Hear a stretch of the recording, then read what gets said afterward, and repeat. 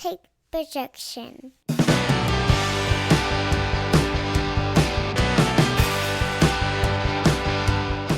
It's Friday morning, and you know what that means. It's time for another episode of the Alabama Slam podcast. I'm your host, Corey Hanna. What's going on, guys? It's Patrick Akers. And let's get into it this week. We'll save the housekeeping stuff for the end of the show this week. We had Elimination Chamber this week, as you know, building up a pretty big storyline, and it went about the way we thought it was going to go with Roman and Sammy.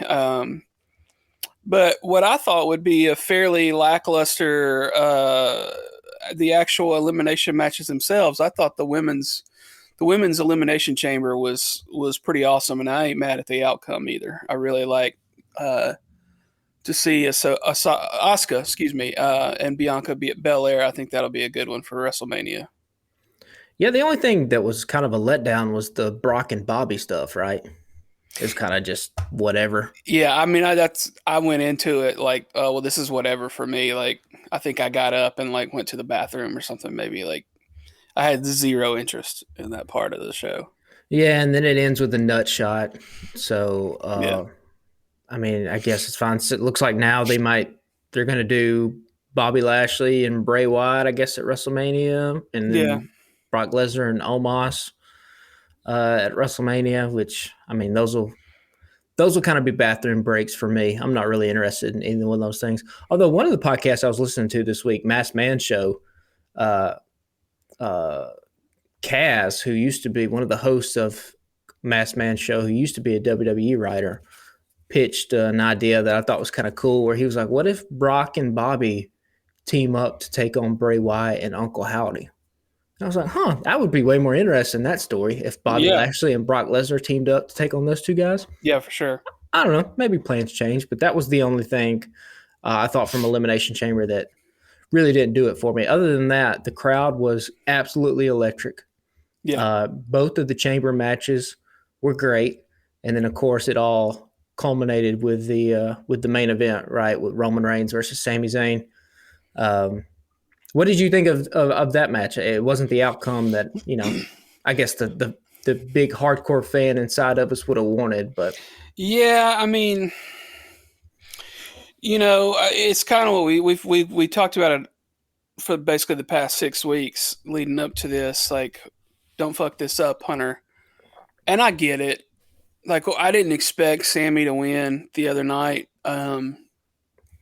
There was a part of me at one point, I was like, well, maybe they will go ahead and let him get this one and then figure out how to do the triple threat match or whatever at Mania. But, I mean, it probably ended the way it should have. I don't like it. I'd still like to see him get a pin over Roman at Mania. But it looks like they'll do Sammy and Kevin versus the Usos. You know, Sammy had the inadvertent spear on Jay the other night. But then on Raw Monday night, I missed the first part of it and turned it on like mid-segment. It looked like Sammy was trying to convince KO to team up, and KO was like, nah, cuz, why don't you team up with Jay? And then walked off, which, you know, he'll come around, I'm sure. Yeah, I mean, that's what it's building to. I love that Kevin Owens' character is still basically just like the guy that never forgets anything and watches all the TV. Yeah. Because it was a good point, you know, that he made, and it made it convincing. Like, why would I help you? Because you let me get my ass kicked and you stood beside, but I came out to save you because I didn't want your family to have to go through what my family went through. The only thing I'll say this about the ending, and then we'll go back and we can talk about the actual match and you know, whether WWE should have made an audible or whatever, just based off the moment. But the crowd at the end, you know, obviously Sammy loses, and then Sammy gets the upper hand against Jimmy and all that stuff. Kevin comes out to make the save. The ending of the pay-per-view felt a little flat. Wouldn't you agree with that? Yeah. And I think it was because the crowd was anticipating a full-blown connection, like reconnection of Sami Zayn and Kevin Owens. Like they were expecting a hug or something like that. And obviously it didn't happen because WWE is going to string this thing out. I think there was a missed opportunity. And I'm not saying that that's a bad call by the WWE. I think if you're going to do Sami Zayn and Kevin Owens, then yeah, Kevin kind of has to just get out of the ring and not embrace Sami just yet because we're still 6 weeks away from WrestleMania. But why did Kevin not go down to Sami's wife, who they had featured prominently? If his whole thing the next night was going to be like, I didn't want to put your family through this. I think seeing Kevin Owens walk up to Sami Zayn's wife in the front row and like give her a big hug and like embrace her would have been kind of a cool little moment, a cool little storytelling thing. Because obviously, Kevin, both in kayfabe and in real life, cares deeply for Sammy's family. And, it's probably one of those things where even in the kayfabe of it all, the family gets tied up and catches the crossfire between these two guys, sort of tumultuous relationship that they've had in WWE. So I thought if he would have rolled out of the ring and kind of given her a hug and given Sammy's kids a kiss on the head, that would have been a cool little moment. And then he can kind of walk up the ramp, and then you can spin it off on Monday Night Raw and do that. But the crowd was clearly waiting for some kind of embrace after, Sammy was defeated, and they kind of didn't get that. And it left the end of the pay-per-view feeling, like I said, just a little bit flat. Yeah. Yeah, I mean, I didn't really think about it, but I'm, looking back on it now, I see your point. I did read that, like, after it went off the air, that Sammy stayed in the ring for a few minutes and kind of soaked it all in, and got a victory lap or whatever, which was good. Because they were Friday and Saturday night, they were just eating it up. And listen, I know that Roman Reigns has had this historic reign, no pun intended, as the undisputed Universal Champion. He is the most dominant WWE champion, really, of the modern era. We are 6 weeks away from the biggest show that they put on every single year. And I can understand the idea that you have bigger plans in place, right? That you don't want to just chase moments from a storytelling perspective. But that was one hell of a moment in Montreal that they missed and didn't pull the trigger on. And what makes a moment like that Saturday night so special is that it comes around so rarely. Like, we haven't seen this since at least Daniel Bryan, and that's been a decade ago. Yeah. This kind of natural, organic groundswell behind an underdog babyface, and the matches in his hometown, where you have so much history WWE has with the Montreal Screwjob and things like that, and that crowd was so hot. They were so hyped. They were so behind Sammy. And I don't know. I understand the booking decision that, hey, we have our plans. Roman's going to be the guy. It's going to be Roman and Cody. That's what we've been building to. I get all that. I understand that. At the same time, though, the reason we have gravitated to professional wrestling is because of moments like what could have happened Saturday night had Sammy would have won the title. Yeah, I was sitting here thinking while you were saying that, like, just imagine. I know they've been pretty adamant about, hey, we're sticking to our guns, but what if 10 minutes before the match, or 24 hours before the match, Triple H calls Sammy and Roman is like, hey, we're switching this up. I think I got a gut feeling we need to do this. Like, well, I mean, just imagine the chaos that would have ensued. Yeah, I mean, listen, it's storytelling, and the thing that we talk about all the time, the thing that makes wrestling unique in terms of being a storytelling platform like this is that it's ever changing. Like, it's every single week. You have the variables of the audience. Guys catch fire. Guys start going dull. Like, it's in constant ebbs and flows. And I don't know, man. Like, this was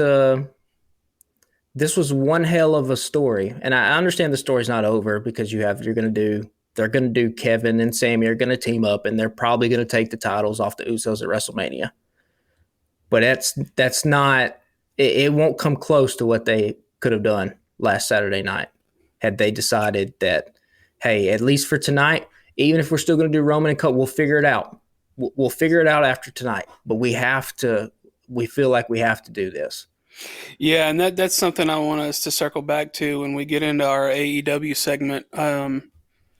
Is when do you make the decision to change it up, even though you're pretty solid on your plans? And the predictability aspect of it, right? Right. We'll talk about that when we start talking about AEW, because I think the predictability has been a problem in wrestling since the Attitude Era came to a close. Really, the Attitude Era was the reason it caught so much fire is because you would watch that program on Monday nights and not know what the hell was about to happen.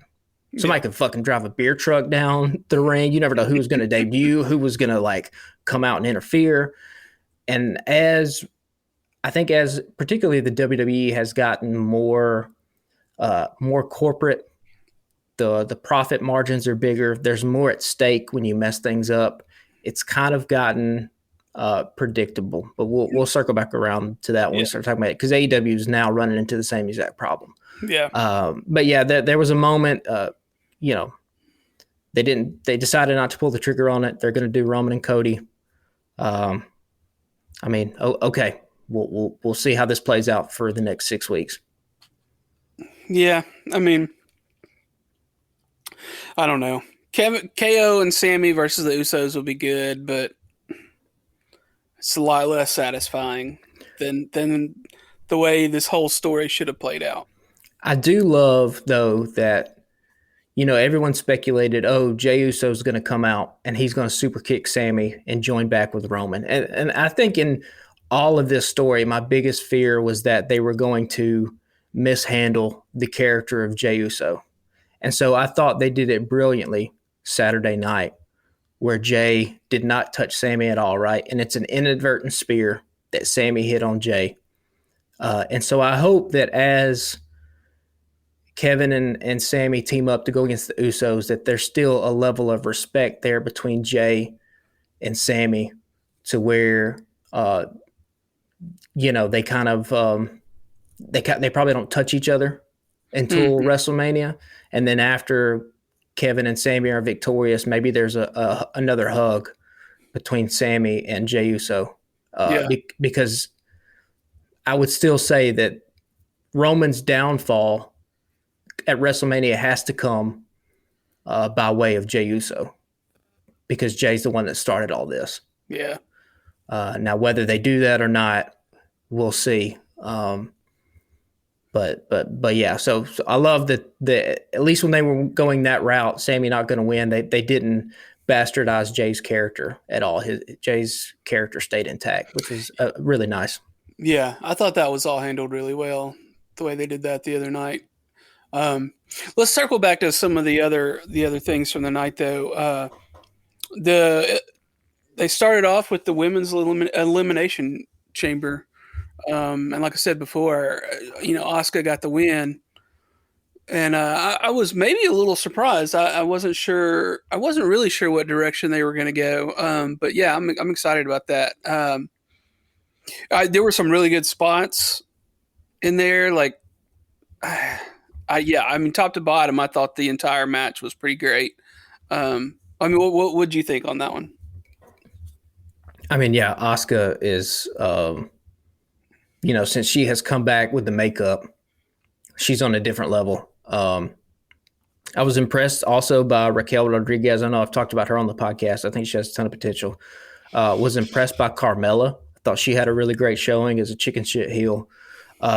Liv Morgan has gotten more entertaining since she has lost the belt, which is a real testament to her, because a lot of times when people lose these championships, they can kind of go down. I guess they do go down the card since they don't have the belt, but they can also just become like a worse character. Yeah. And somehow her character has evolved in defeat, which is really nice. She's really honed in on that. Her facial expressions in that match, Elimination Chamber match, were great. All the women got their shine in the chamber match. Natty gets the big Canadian pop. Nikki Cross has her moments. Uh, so yeah, I thought that this was a great way to open the show. Also a little bit predictable though. I thought. I mean, if you just look at the people that were in that chamber match, and you said, okay, well, who would we out of all these women, who do we feel like could stand next to Bianca Belair on the WrestleMania poster and sell the match? I think it was only Asuka that could do that. I don't see. I never thought anybody else was going to win. Yeah, I'm not mad at it. I'll take it. No, I'm not either. I think Asuka probably takes the title off Bianca at WrestleMania. Yeah, that'd be cool. I'm for it. Yeah, so we touched on Bobby and Brock already. What'd you think about the men's elimination chamber? Well, the whole time I was watching it, first of all, Seth Rollins, fantastic, great as always. Austin Theory is a stud, but the whole time I was watching it, I was just like, why is this company waiting on Montez Ford? Like, this dude has literally everything. Yeah, that spot he did where he crawled up and hung from the top of the chamber Yeah. and then splashed down on everybody was fucking incredible. Well, yeah. I mean, it's his athleticism, but dude, it's when he just pops up on screen the first time, you immediately are drawn to him. He's huge star making quality. I do not know what the hesitation is. I don't remember if I texted you or not, but I absolutely love the reigning solo cups. Oh, it's great. It's great. He's got it. He has it down pat. And this is not the first time we've said this. And like, this dude is still stuck in a tag team. They're not even anywhere close to the tag team title picture. He is not in any sort of single star whatsoever, like competing for, I mean, he was in the U.S. title match, and I think a lot of people hoped maybe he would win. I didn't think he was going to win either. I thought Theory would retain because from all the rumors, it was going to be Austin Theory and John Cena at WrestleMania. I don't know what Triple H and the people in charge are waiting on with Montez Ford. What is the hesitation? Yeah, I don't know. I mean, the more and more I see of him, the more and more I agree with you. I mean, you can give him a push and not put a belt on him as a singles competitor, like if they break up the tag team or whatever. But I mean, the tag team is Angelo Dawkins is fine. He's improved quite a bit. The street profits are over with the crowd. They got the solo cup thing. But man, Montez Ford is a fucking like a damn meteor of just charisma. Like sometimes shit just happens like that, right? Guys are just, you line Angelo Dawkins and Montez Ford up beside each other, your eyes immediately go to Montez, right? I mean, Angelo has been compared to Marty Jannetty. Hey man, it goes like that sometimes. Doesn't mean Angelo can't have a great career, but I think the WrestleMania match, if I'm booking, it would be Montez versus Angelo Dawkins. I would have Angelo here in the next couple of weeks turn on Montez Ford out of pure jealousy. And so you split that tag team up so that Montez can get a big win on a big stage at WrestleMania, and you can use the rest of 2023 to try to build Montez up to something. And you don't even actually have to do that much building because he's damn near there. Yeah, for sure. I mean, he's got the athleticism, he's got the performance, he's got the presentation. I mean, it's great on the microphone. Great on the microphone. Yeah, is funny. Can do comedy. That helps. That little like shit he did a couple weeks ago where he just snuck up behind that guy that we talked about on the podcast with doing the thing. Like, it's fantastic stuff. I saw that on TikTok today. It was fucking amazing. Yeah, it's great. So yeah, his spots. He was the shining star, and then we get the creative way that they brought Logan Paul into the match, because I legitimately thought, oh shit, Montez might be a freak accident. He might be hurt. I did too for a hot second, and then Jamie was like, "Is he hurt? Is he hurt?" And then Logan Paul came in, and I was like, "No." I was like, they needed a reason to get that gate open so Logan could come in and wreck shit for a minute. We're gonna do Logan versus Seth at WrestleMania. Not a bad spot for Seth Rollins. It's a pretty good spot because he's going to do a lot of Logan as a mainstream star. So Seth is going to get a lot of opportunities, podcasts, interviews, viral clips, things like that to kind of be an ambassador for the WWE. Seth Rollins has to win at WrestleMania, though, right? Yeah. I mean, we cannot let Seth get beat by Logan Paul. No. I mean, and if it kind of goes back to what we talked about last week, if you put Logan Paul over, what are you saying to Seth Rollins Exactly. Yeah. on the biggest stage of the year? And Seth and Logan probably have a lot of motivation to try to go out and steal the show. Seth Rollins might be the first guy to ever do a 5-star celebrity match. I mean, yeah. I mean, at the same time, like, what if Seth agrees and it's like, yeah, I think we should put it up, but what's the point of putting him over? Yeah, because there's nothing Logan Paul. I don't like the idea of. I've never liked the idea of having part-time people go over on full-time people. It's just I don't think Yeah, it's a good look. Logan doesn't need it.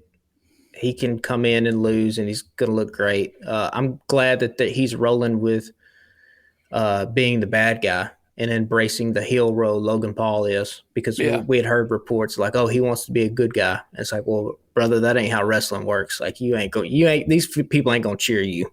no, So like the way to get cheered by wrestling audiences is to be a bad guy and get booed first, and then be so good at getting booed and being a professional wrestler that you then in turn become a babyface and get cheered. yeah. Learn But from the Miz. yeah, you got to do it that way. So, but yeah, and then Austin Theory, John Cena's coming back to Monday Night Raw here in a couple of weeks, and you have to think that that's how they're going to get into Theory and Cena. Austin Theory, for all the potential he just has the worst fucking finishing move. They should, I don't like, change it. It's dumb. It's a stupid looking move. It's an F5 onto a knee. It doesn't look convincing. It doesn't have a cool setup. There's no way to like get into it or something. I don't know what you give him, but like not that. Yeah. Do you have any thoughts on the Judgment Day match? I was surprised that they put Edge and Beth Phoenix over just because they're trying to position Rhea Ripley to like challenge Charlotte Flair. Yeah, So that was a little bit surprising. Love that Edge and Beth used the Big FTR, the FTR move. Yeah. Well, they didn't call it the Big Rig. That was the thing. They right. called it the Shatter Machine, which is the FTR, Yeah. what they called it. So a little enticing there to maybe try to get old Cash and Dax back over to WWE.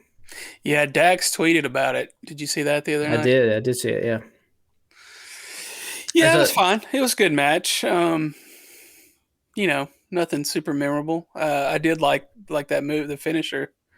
And I mean, Edge still looks good in the ring, but you could tell from the press conference that he was like, he's thinking about it's time to hang it up and maybe get into more of a backstage role.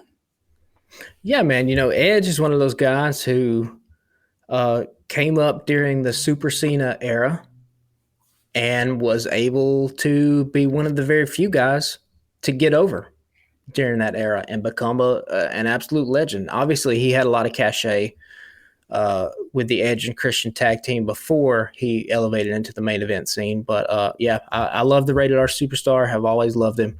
I'm glad that he's healthy and happy and is back wrestling, because it got taken away from him there for a little bit. And he came back in better shape than he's in the best shape now he's ever been in his entire life. Yeah. Just looks like a complete badass. Great entrance song. We talked about entrance songs on here. I think this was actually one of our listeners actually said Edge's song was their favorite, which, not going to get a lot of argument there from me. I almost tweeted out the prompt of the week last night was, if you had a walk-up song, what would it be? Did we ever do that one in the past? Oh, I don't know. Because that was the only reason I didn't post it last night, because I was like, I feel like we might have done this one before, but What would yours be? I don't know. I hadn't put any thought into it since I wrote it off, but maybe we'll circle back to that and come back to that for next week. Yeah, Mr. Blue Sky by Yellow. That would be mine. I love that song. I think that's a underrated. So there's somebody out there has to do that at an indie show just because of the piano part and the claps. There's potential there. So if you're a wrestler out there listening to that, that's a freebie. So, Mr. Blue Sky. as a bit of a segue into our AEW segment, I've wondered about Cassidy using Jane. I was like, why is he using that song? And they're like, yeah, he used it on the Indies, blah blah blah. They paid a lot of money for him to be able to use it on AEW. And then it came out last week that like Paul Rudd's character in Wet Hot American Summer was an inspiration for Orange Cassidy for the character. Okay. I was like, okay, well that makes total sense. Yeah. Because that song was, if I remember correctly, was pretty heavily featured in Wet Hot American Summer. Yeah, it was. Yeah. So that would make sense why he uses that as his theme song. Well, there you go. The more you know. Yeah, that's a thing I learned on TikTok. So yeah, let's transition to AEW for the week, and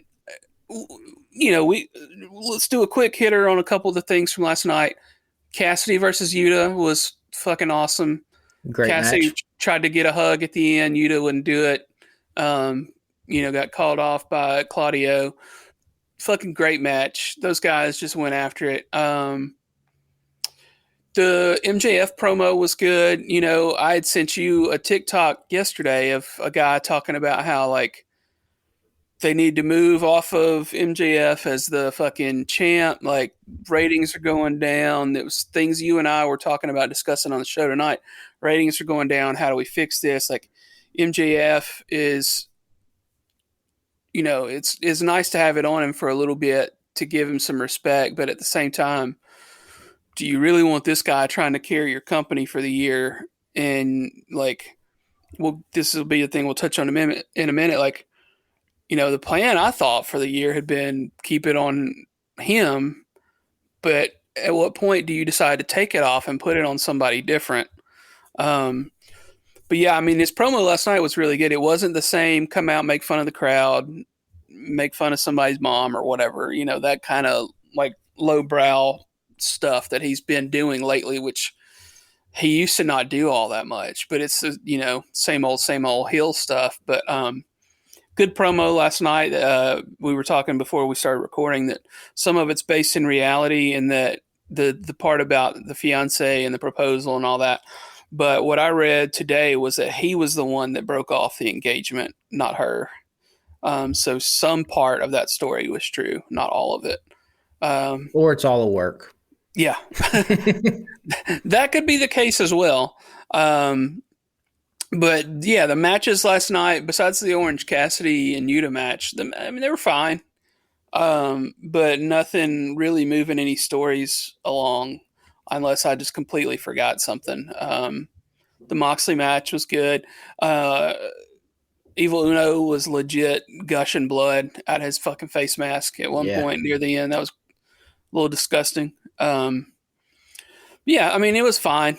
Not a great show, nothing to write home about, but it actually works out because you wanted to spend a good time talking about things that could be done to fix AEW. So I'm going to just turn it over to you. I may interject a little bit, but I'm going to let you get after it for a minute. Yeah, feel free. So this is something we've been kind of talking about doing for a couple of weeks now. And it's not that we think AEW is bad. No, the wrestling is still top notch. The rest, listen, and look, none of the complaints I'm going to have tonight are anything about the in-ring action. When it comes to the bell-to-bell action between the ropes, AEW is unparalleled in North America. And we've talked about for all the reasons why. It's not necessarily that the wrestlers are more talented. It's that the schedule of them working one day a week allows them to have a more high-impact style. If people tried to do that in WWE, they'd wind up with fucking broken backs and broken necks because you can't do that 5 nights a week wrestling the way that Darby Allin wrestles, for example. So, Right. AEW should lean into that more by saying, hey, this is something the other competition cannot do. So this is going to be our calling card. But the wrestling can't be the only thing, right? It can't. the wrestling matches will only take you so far. And it seems like they have tapped out in terms of the audience potential that they can get by doing the same old that they've been doing now for 3 years. And I think if you were to look at this objectively and you were to say, is AEW right now, the current product, better than it was a year and a half, 2 years ago? Again, if you're thinking objectively, I think that answer has to be no. Would you agree with that? Yeah, for sure. And it's certainly not better than what WWE is putting out right now. Like, if the WWE right now is a better product than AEW, even though WWE has its own faults, sometimes the shows feel like a slog. The matches really aren't that compelling on weekly television. They still have just put on 9 months of what might be one of the greatest stories that professional wrestling has ever seen, with Sami Zayn in the Bloodline, and Roman Reigns continues to be one of the most interesting characters of his generation. So that's happening on that program. So it got me thinking, like, okay, we both love AEW a lot. I would say we're bigger AEW fans than we are WWE fans, but we just want to see good professional wrestling.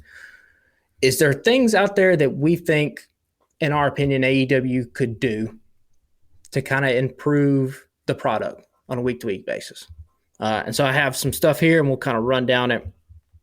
But like with anything in life, if you're going to fix something, you first have to figure out where you went wrong. And I think after watching this current reign of MJF, I think it's time that we admit that turning MJF back into a heel was a mistake. Yeah. He had so much momentum as a babyface going into the last pay-per-view. The crowd was wanting to cheer for him so bad.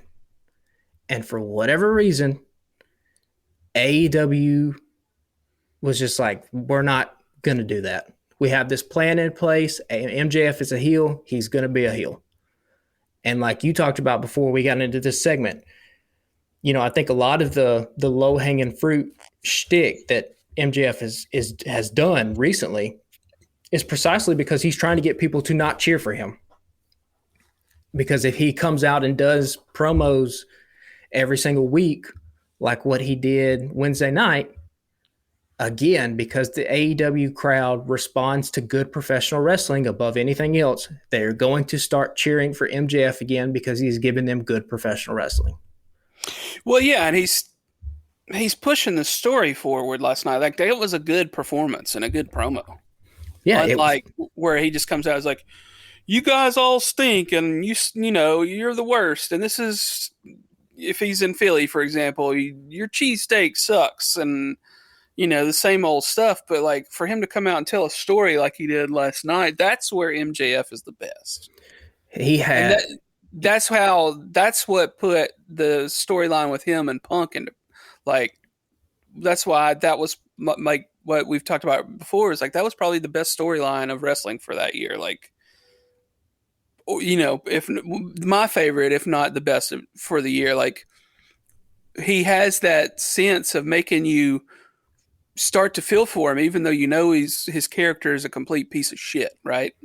Yeah, and he's trying to tell you why and make you feel sympathetic for him. And you saw it in his promo Wednesday night. He has a natural fire to him. That is the biggest thing that any babyface can have, is a fire that the crowd can get behind. And so he had all that stuff with the bullying, and he had all these little nuances to his character that he was putting on display week in and week out. And if you'll remember, like, they had that Hangman injury, right, where Hangman gets a concussion and they have 10 minutes they have to feel. And so MJF runs out there and cuts that promo where he says, for once in my life, I'm actually going to earn it. And the crowd was sold on him. And then they just decided to have him be a heel again. And so I think that, again, it goes to show, much like we were talking about with Sami Zayn at the beginning of the podcast, these moments sort of happen organically. And I think in terms of pro wrestling storytelling and where the true creativity of this art form comes in, is your ability to kind of go with the flow and say, oh, okay, I know we had this plan in place, but the audience is doing something else and they're responding to this in this type of way. So maybe it's time for us to go in this direction, particularly with a company like AEW that is still in its infancy and doesn't have a 50-year head start the way the WWE has. We are in the audience gathering phase in AEW. We are trying to pull as many people into this tent as we possibly can. And so we have to be on our A game week in and week out. And the beauty of professional wrestling is that the fans will tell you what they want to see. Not saying you do it all the time, but when your company lacks a super over babyface, when the whole industry kind of lacks a super over babyface, maybe not a bad idea to give them a super over babyface that they're cheering for. Yeah, I mean, is it a missed opportunity? Is it too late? I don't think it's too late. I think MJF can get it back. I think he's talented enough to get it back, but here's the problem. Who does MJF go up against now? Because what we were speculating was that they would do a double turn at the pay-per-view, the last pay-per-view, and Jon Moxley would turn heel. And I guess they're kind of doing it a little bit. You saw a little more heel work out of Wheeler Yuta and Claudio Wednesday night. And Moxley's sort of leaning into the heel stuff. So you can kind of position Blackpool Combat Club as a big heel group, but is it you? I don't know. I don't think it's too late, but shit, maybe it is too late. Yeah, Mox is not necessarily heel at the moment, and he's not necessarily babyface. He's more like a chaotic neutral, almost. Like if we're speaking in terms of like D&D or something, like he could be a full blown babyface if he wanted, but he could easily be a heel like from 1 minute to the next. I think you'll get a heel Jon Moxley at Revolution against Hangman. I think that's what they're going to do because they have outside of MJF, you really don't have, and Chris Jericho, there aren't any other kind of top flight heels. But then again, there aren't a lot of top flight baby faces either in AEW right now. Yeah. So that's part of the problem. And then, so that, I think that's the first admission that we have to have if we're trying to fix AEW. And then I think the second admission that we have to come to face with, and we have said this since this podcast started, maybe Tony Khan is not the guy who can creatively steer this ship all by himself. And every single television show that we all love has a multitude of hands that are touching the product, that are influencing it. And maybe in the modern day wrestling where, the television product is the sole product, which is unlike what it was in the territory days where the television shows really didn't matter because the only thing you were trying to do was to get the people to come out to the spot shows. Yeah. And now, Vince McMahon and the rise of television, now the episodic structure is the most important thing. And so maybe it's too much for one guy to handle all of this stuff. Yeah, I mean, because you look at any TV show, there's not one person writing it.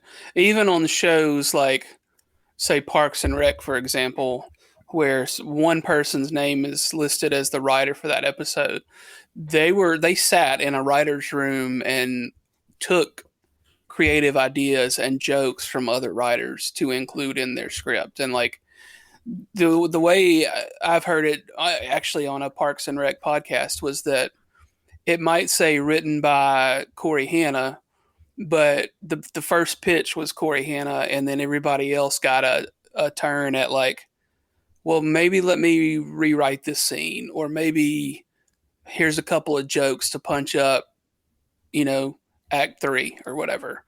I mean, I think Tony takes ideas from people, but I think you're definitely right, and we've talked about this a lot. He needs to have somebody else helping to steer the ship. He's got his hands in too many things. He's a task manager.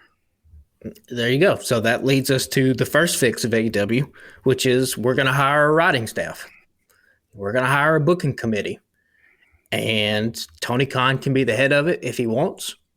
But we have to get some more people into this room that can kind of spearhead some of these other stories. Because basically, if you look at AEW right now, tell me the stories that are happening. It's MJF and Danielson.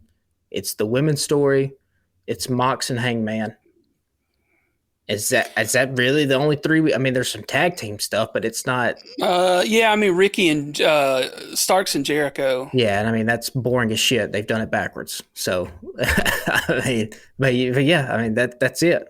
There's nothing for a lot of the undercard people. Again, one of the hallmarks of the Attitude Era was that it didn't matter where you were at on the card. You had a story. You could be a damn jobber, and you had some kind of story that you were going to that the fans could connect to. Every angle was hot. You go back and watch Memphis wrestling from the 80s. Every single angle was white hot. Why? Because there were stories behind all this stuff.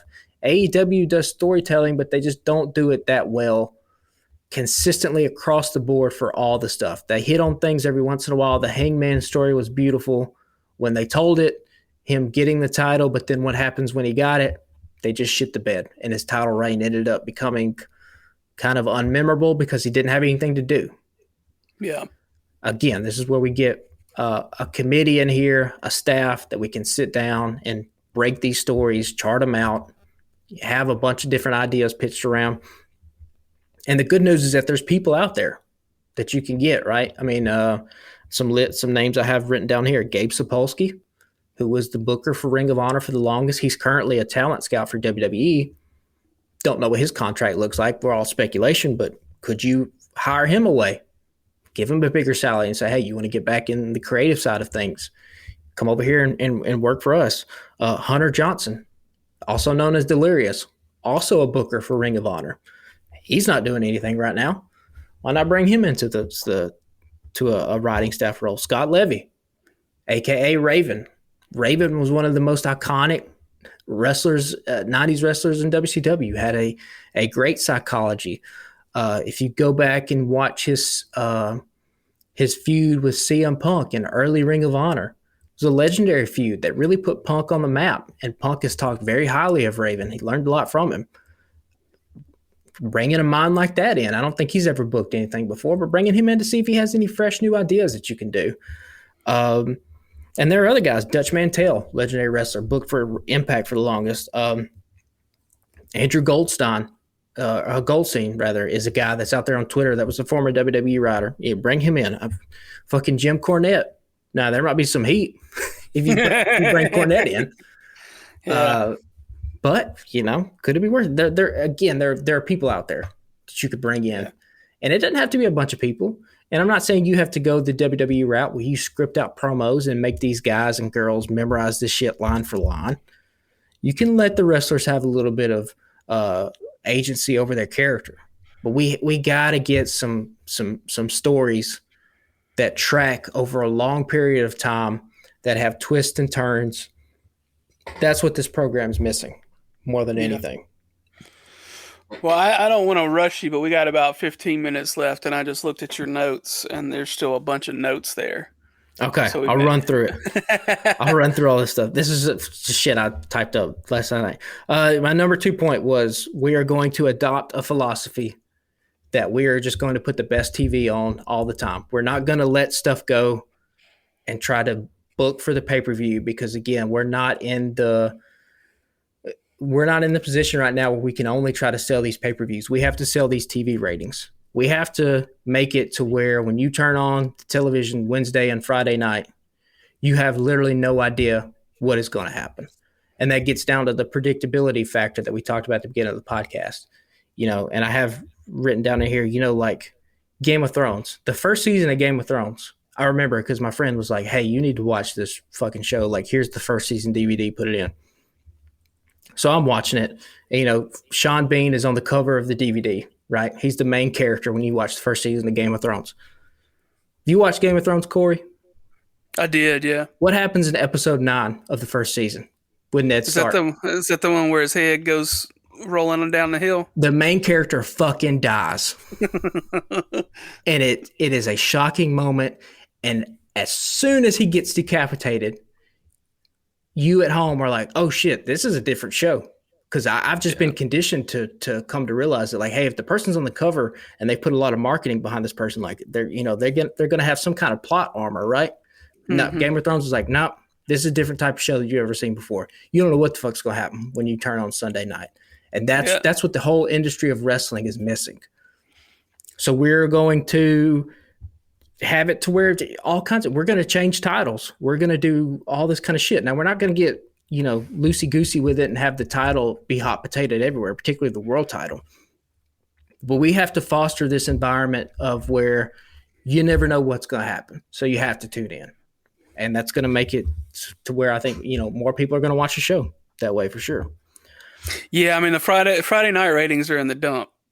Like, they just keep getting worse. Supposedly, last night was back up over 1 million. It had dropped into the 800s, I think, last week. So I don't know if last night was only boosted by the fact that there was the special announcement or what. But yeah, some Friday night needs to step up somehow, big time. So there you go. So that leads into my next point about Friday night, and this one might be one that listeners out there be like, oh, I don't agree with that.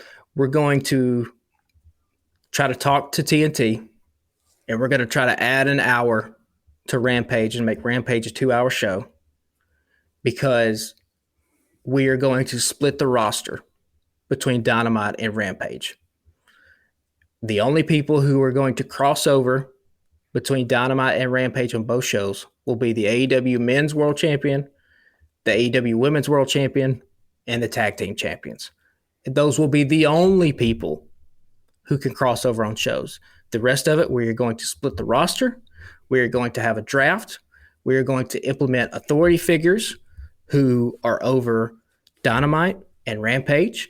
There are a ton of people you could put in those positions. People like Tony Schiavone, people like Mark Henry, people like Paul White, Dustin Rhodes. There's a ton of guys, JR. There's a ton of authority figures you could have. We're going to have... Yeah, real quick. I'm not trying to interrupt your flow there. Shout out Dustin Rhodes. Put on a fucking incredible match versus Swerve last week. It was incredible.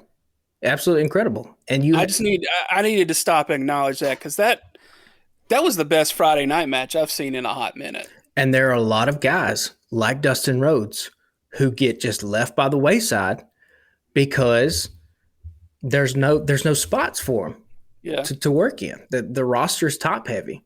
A guy, one of our favorites, Eddie Kingston, just been off television for now, I don't even know, a month? Yeah, I mean, he was on Friday a couple weeks ago, but it wasn't much happening there. Yeah, so I think a lot of these ideas that I've kind of thought about and are kind of like spitballing here is to kind of just, we need to put some guardrails on the things that we can do, because when you can just do anything, you get sort of paralyzed by it. But if you say, okay, we're going to split the roster, here's the only people who can cross over. Now we have to create a 2-hour show out of Rampage, and we only have these people to work with. Now where are the stories that we can find? Same with Dynamite.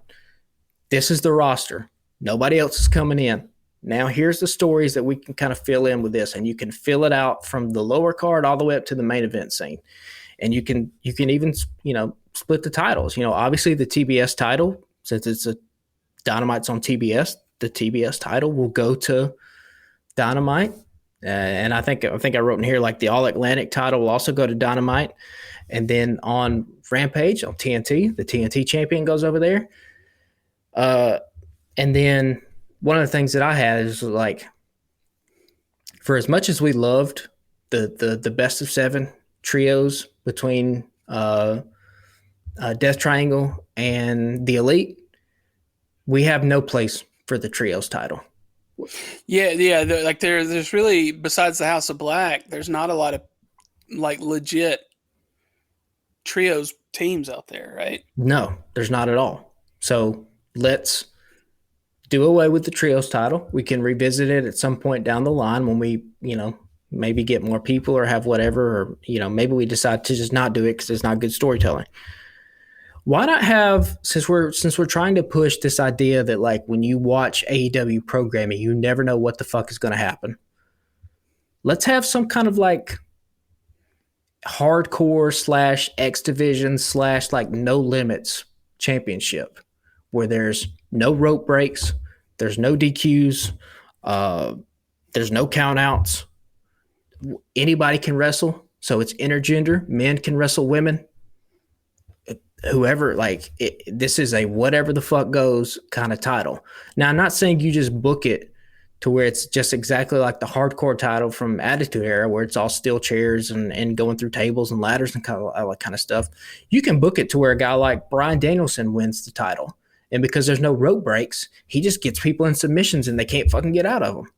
And he just chokes them unconscious. Like you can book it in different kind of ways. You could have a woman rise up through the ranks and beat a dude that way. Like it involves it adds an element of surprise. And I would even have it to where, since it's on fucking Friday nights or whatever, like you could have it to where the broadcast is like running out, right? And the match is still going. And you got Excalibur like, oh my God, like we got to go, but the match is still going on. Like watch us on Twitter to see the end. And then you kick people over to the Twitter and you go live on Twitter and it's still going on. Like it's shit like that, to where like it's just unpredictable. When you come in here, you don't know what's going to happen. That's the biggest thing that AEW is, outside from the storytelling, the predictability factor is what's hindering the product right now. Yeah, for sure. But yeah, those are some of and I would take Tony Khan's Twitter account away from him.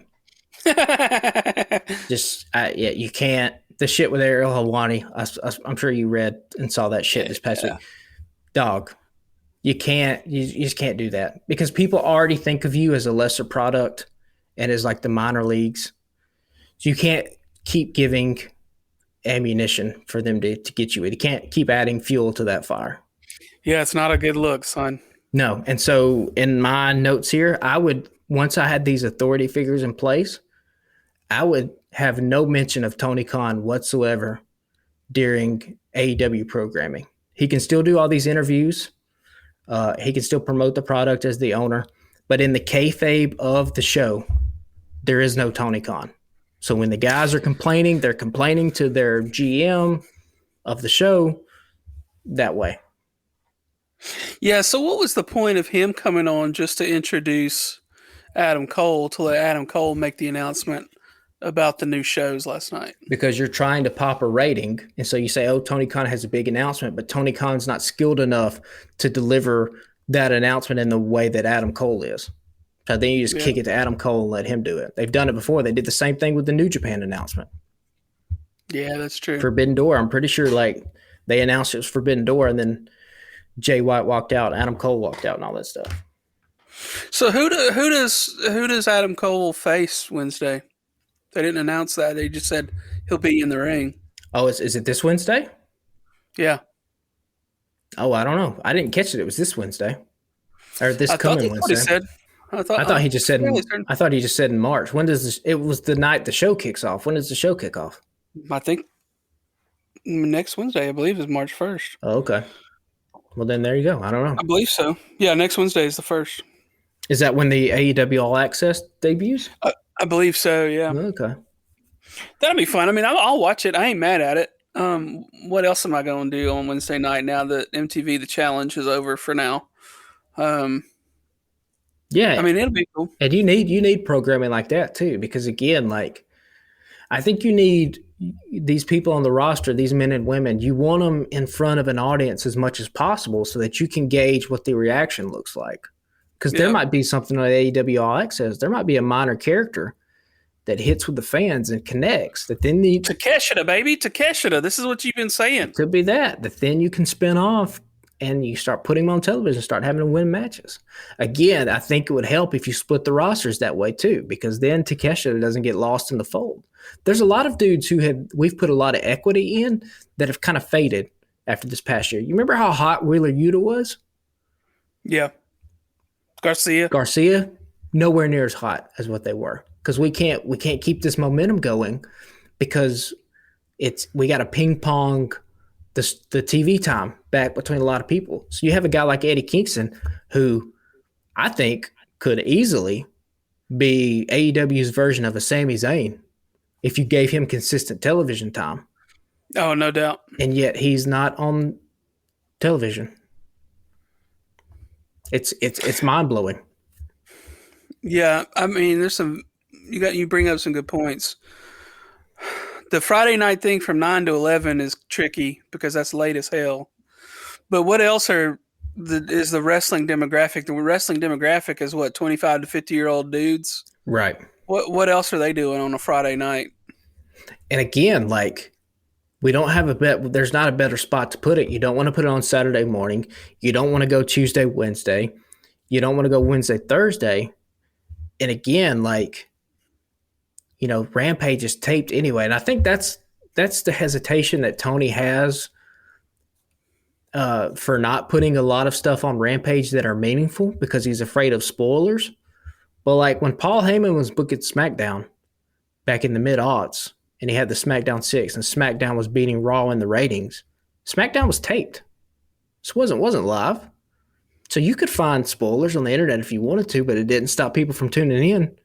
Yeah. And it would even be I think it would even help Rampage more if you put more stock into it, because the people that were live in the audience on Wednesday to watch Dynamite, who are then going to see, you know, Rampage get taped after Dynamite goes over there, can tweet out and put on social media like, holy shit, this fucking match. It's because you got to make sure you tune in Friday night.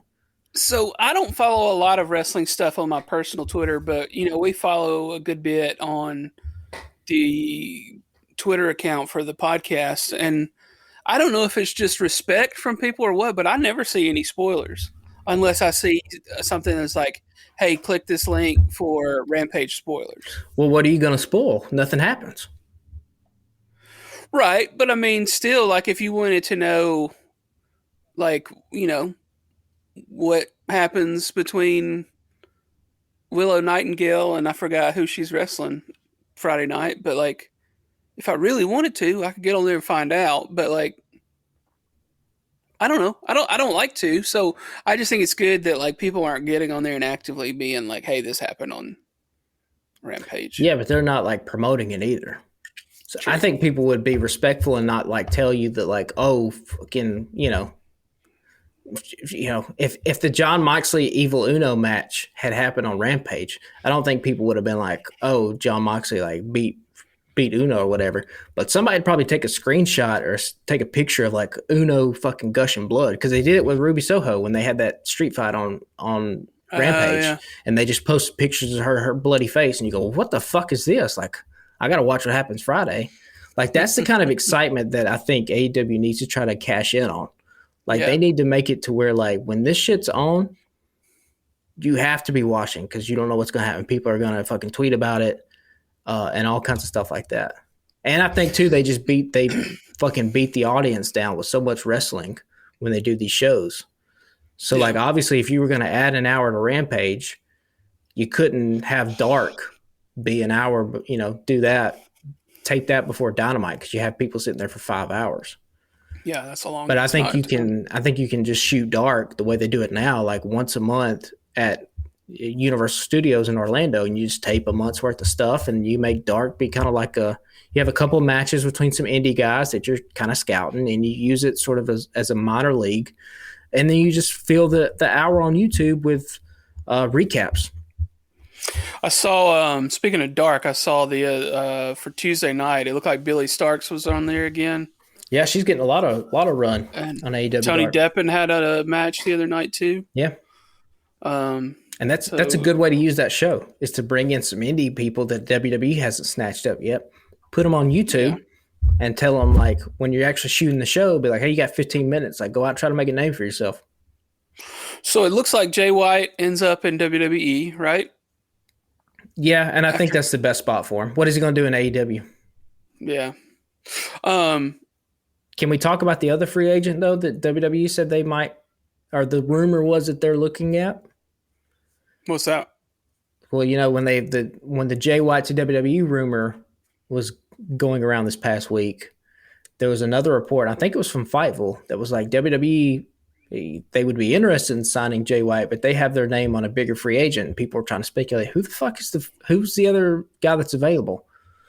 And rumor has it, that maybe Kenny Omega's contract is about to come up. Oh, I think we talked about this last week, or made mention of it, because I saw another thing that said that Kenny was fixing to sign a long-term extension with AEW, but I also saw several places that said that they would be interested in talking to Kenny. So yeah, I don't know what happens there. That's interesting. Here's the thing: AEW can't afford to lose Kenny Omega at all. I think everybody can agree with that. I will say, just personally, I really kind of hope that if this is what he wants to do, obviously, Kenny Omega has to make himself happy, and whatever he wants to do, he should do. Selfishly, I hope he does go to WWE for this reason. He is Kenny Omega is such a good wrestler that now it's all about where do people situate him in terms of an all-time list. Like what is Kenny Omega's legacy? And there's going to be a lot of people, just like there was going to be with AJ Styles back in 2016, who are going to have a knock against Kenny Omega because they're going to say, well, he never did it on the biggest stage. He never did it in WWE. Like, he was an indie darling, all this stuff, blah, blah, blah, blah. Same shit they said about AJ Styles. If he was in WWE, he couldn't have made it. And I just think for Kenny, just being a fan of his, right, and seeing the legacy that he's had just on the business in general. I mean, talking about being what he did in Japan and helping, just spearhead wrestling across the globe and just his style that we've seen so many people steal from and take things from. I do hope if he wants to go to WWE, I hope that's what he does, because he deserves to walk down a ramp in front of 90,000 people and steal the show at a WrestleMania and shut all these naysayers up who would have said that, like people like Jim Cornette, right, who have been staunch Kenny Omega haters. The one thing Jim Cornette's always been about, like, hey, if you get a reaction from the audience, if you're over with the audience. And so for Kenny's sake, I hope that he does go. Now, what does that mean for AEW? Obviously, that leaves a big hole, but hey, somebody can step up. Means you gotta get Ospreay. Yeah. When the opportunity arises, you gotta get that man. Yeah, but there's a lot of parallels here between Kenny Omega in 2023 and AJ Styles back in 2016. And now AJ Styles is synonymous with WWE, right? He's a multiple-time champion. People are like, oh, they'll never make AJ Styles champion. Well, they did, because he came into WWE and was over his rover, right? And also, if you have guys like Jay White and Kenny Omega come in, if they're going to have Cody Rhodes take the title off Roman Reigns at WrestleMania, Cody's going to need some challengers. And I think it sets itself up nicely to tell a real interesting story that here Cody Rhodes was trying to be this interloper and this disruptor in the pro wrestling space. And he goes to WWE to try to run away from that. And that legacy of disruption has now chased him to WWE in the form of Jay White with the Bullet Club connection and Kenny Omega with the AEW connection, where they could come in and be like, hey, you thought you could run away from us, but we're here now. And now, you're not going to be able to run from us anymore. Well, he did give a little Kenny salute. Yeah. At the end of the Rumble. So, I don't want to rush us out of here, but we're at the hour mark, just barely over an hour. I do have one quick comment I want to make, and this is a thing I've been meaning to mention for a while. I say that we've got to put a moratorium on the motion where the throat slit. It's where everybody's like, oh, look, I'm going to motion and do the throat slit like it's over. Everybody does it now, and it's fucking annoying. And let's just stop. Fucking Orange Cassidy, who y'all know I love Orange, but Orange fucking Cassidy did it last night. Brian Cage does it every goddamn match. I feel like Jungle Boy did it recently. I've seen too many people doing it, and let's just stop. It's no fun anymore. It's no fun if everybody does it, right? Yeah, it's not unique. It's only cool if Brian Cage is the only dude out there doing it. But when everybody's fucking doing it, It's fucking stupid. So let's stop that. But I think that's all. And we'll do a little housekeeping unless you got notes on anything else for the week. No, I think that's it. That's all I got. I'm sure I'll think of something, but we can talk about it next week. Yeah, well, y'all make sure, if you don't already, follow us on Twitter and Instagram at Alabama Slam Pod. We have a Facebook page, the Alabama Slam Podcast. Our logo should pop up, pretty recognizable on all of those. Be sure to suggest us to a friend if you haven't already. If you've got somebody you think that would enjoy the podcast, share it with them. That we'd really appreciate that. If you want a t-shirt, you can search Alabama Slam on tpublic.com. And if you don't already, be sure to follow the Alabama Take on Facebook and Instagram and Twitter. It's a network of folks, writers and podcasters. Shout out to everybody involved with that. We got about 5 or 6 different podcasts going right now with some friends, and yeah, it'd mean a lot to us. And I haven't mentioned this in a while, I don't think, but I shared it on the accounts today. It'd be cool if you could give us a review on Apple Podcasts as well. I think those help boost the ratings and the visibility to other users who might find an interest in wrestling and wrestling podcasts. So, looking forward to the coming week and seeing what happens. I don't remember who's announced for Friday night Rampage, but we'll see what happens. As we say usually on a regular basis, something big will probably pop a few hours after this episode releases tomorrow, and then we won't get to talk about it until a week from now. So hopefully it won't be anything fucking major. It'll be fucking Jay White. It's going to debut on SmackDown Friday night. It'll be some shit like that. Yeah. Oh, well, if it does, we'll talk about it next Friday, and y'all can listen to us then. So until then, we appreciate y'all listening, and we'll see y'all next week. Later, guys.